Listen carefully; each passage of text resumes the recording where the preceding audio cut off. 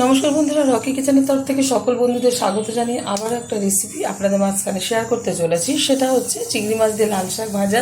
তাহলে চলুন দেখে নেওয়া যাক আজকের রেসিপি। ওভেনে একটা কড়াই বসিয়ে তাতে দিয়ে দিচ্ছি কিছুটা পরিমাণে সাদা তেল। তেলটা গরম হয়ে যাওয়ার পর দিয়ে দিলাম কিছুটা পরিমাণে হলুদ, এবার দিয়ে দিচ্ছি কিছুটা পরিমাণে রাঁধুনি। ফ্লেভারটা ভীষণ ভালো আসবে শাকের থেকে, আর খেতেও কিন্তু ভালো লাগবে। অনেকে রাঁধুনি ফোড়ন দিয়ে কিন্তু শাক রান্না করে থাকেন, তবে আমি আমার স্টাইলেই করে থাকি, সেটা আপনাদের মাঝখানে শেয়ার করছি।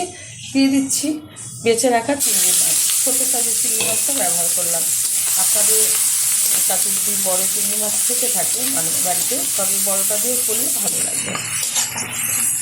হালকাভাবে ভাজবো, খুব বেশি ভাজবো না। খুব বেশি ভাজলে কিন্তু চিংড়ি মাছ টমাটোর মতো শক্ত হয়ে যাবে।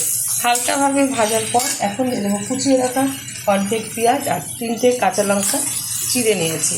ঝালটা যার যার পছন্দ অনুযায়ী ব্যবহার করবেন। খুব ভালোভাবে পেঁয়াজ, লঙ্কা, চিংড়ি মাছটা নেড়ে চেড়ে নেব। ভালোভাবে ভাজার পর এখন দিয়ে দেবো এর মধ্যে কুচিয়ে রাখা লাল শাক। ভালো করে দিয়ে পরিষ্কার করে দিচ্ছি। অনেকেই কিন্তু লাল শাক গরম ভাতের সাথে খেতে ভালোবাসে, অনেকেরই প্রিয় এই লাল শাকটা। তো যাদের প্রিয় তারা কিন্তু অবশ্যই একবার এরকমভাবে ফ্যামিলিতে পুজো এরকমভাবে একবার তৈরি করে খেয়ে দেবেন, আশা করি ভালো লাগবে। দিয়ে দিচ্ছি পরিমাণ মতো লবণ, দিয়ে দিচ্ছি স্বাদ মতো চিনি। মিষ্টিটা যাদের অপছন্দ তারা ব্যবহার করবে না, তবে স্বাদে চিনি দিলে ভালো লাগে। আমার এই রেসিপি যদি আপনাদের ভালো লেগে থাকে আপনারা অবশ্যই চ্যানেলটিকে সাবস্ক্রাইব করবেন, লাইক করবেন, শেয়ার করবেন। গরম গরম ভাতের সাথে একবার এরকম লাল শাক ভাজা করে খেয়ে দেবেন, খুব ভালো লাগবে।